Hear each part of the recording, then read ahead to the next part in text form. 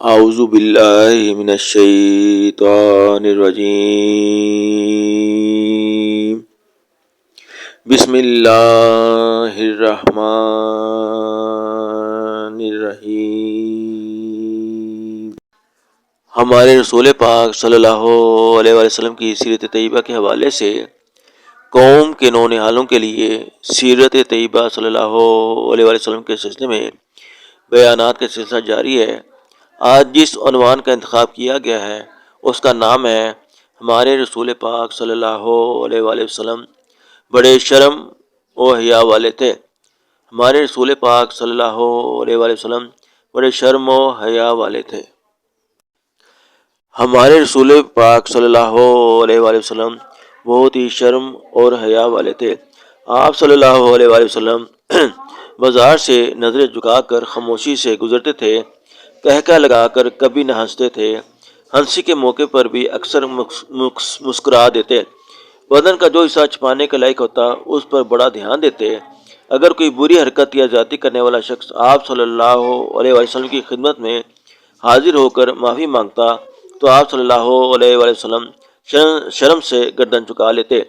اگر کبھی آپ صلی اللہ علیہ وسلم کے سامنے کوئی شخص ایسی حرکت کرتا جو آپ صلی اللہ علیہ وسلم کو پسند نہ ہوتی تو آپ صلی اللہ علیہ وسلم اس کا نام لے کر منع نہ فرماتے، بلکہ عام لفظوں میں ایسے طریقے سے اس کام سے منع فرماتے کہ سب کو اس حرکت کے اچھا نہ ہونے کا علم ہو جاتا۔ آپ صلی اللہ علیہ وسلم کبھی کسی کو تانا نہ دیتے تھے اور نہ برے نام سے پکارتے تھے۔ آپ صلی اللہ علیہ وسلم حاجت سے فارغ ہونے کے لیے شہر سے اس قدر دور نکل جاتے تھے کہ کوئی دیکھ نہ سکتا تھا، کبھی کبھی 3 میل دور چلے جاتے تھے۔ اس وقت عرب میں گھروں کے اندر پخانے بنانے کا رواج نہ تھا، لوگ رفع حاجت کے وقت میدانوں میں جا کر ایک دوسرے کے سامنے بیٹھ جاتے تھے اور باتیں کرتے رہتے تھے۔ آپ صلی اللہ علیہ وسلم نے لوگوں کو اس حرکت سے منع فرمایا اور ان کو بتایا کہ ایسا کرنے سے خدا ناراض ہوتا ہے۔ آپ صلی اللہ علیہ وسلم فرمایا کرتے تھے کہ ہر ایک دین کی ایک صفت ہوتی ہے، اسلام کی صفت حیا ہے اور حیا سے صرف بھلائی ہی حاصل ہوتی ہے۔ رسول پاک صلی اللہ علیہ وسلم خود تکلیف برداشت کر لیتے تھے، لیکن شرم کی وجہ سے کسی دوسرے شخص کو کام کرنے کو نہ فرماتے تھے۔ ایک دفعہ آپ صلی اللہ علیہ وسلم نے ایک شخص کو میدان میں ننگا نہاتے دیکھا۔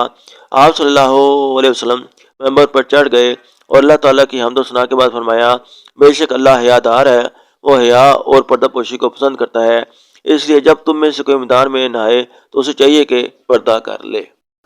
اعوذ باللہ من الشیطان الرجیم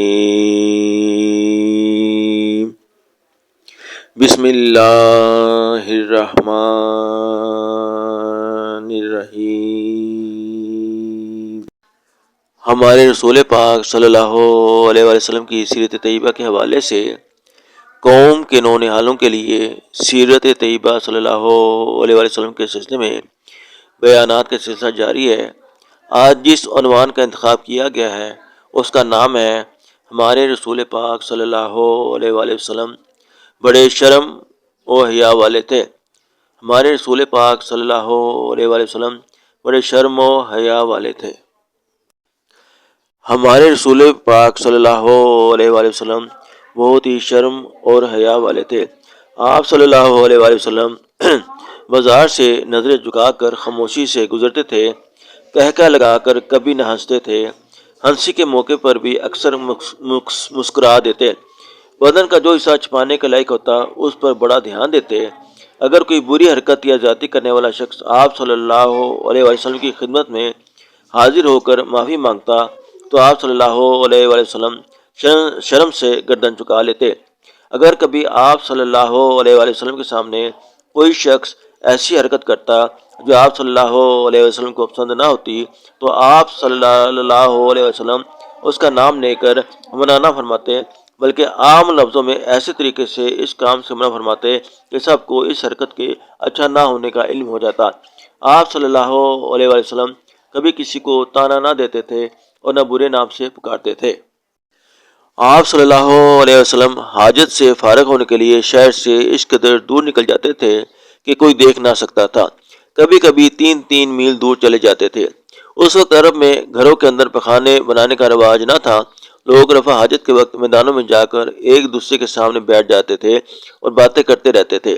آپ صلی اللہ علیہ وسلم نے لوگوں کو اس حرکت سے منع فرمایا اور ان کو بتایا کہ ایسا کرنے سے خدا ناراض ہوتا ہے۔ آپ صلی اللہ علیہ وسلم فرمایا کرتے تھے کہ ہر ایک دین کی ایک صفت ہوتی ہے۔ اسلام کی صفت حیا ہے اور حیا سے صرف بھلائی ہی حاصل ہوتی ہے۔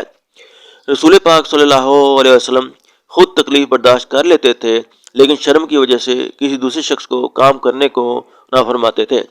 ایک دفعہ آپ صلی اللہ علیہ وسلم نے ایک شخص کو میدان میں ننگا نہاتے دیکھا۔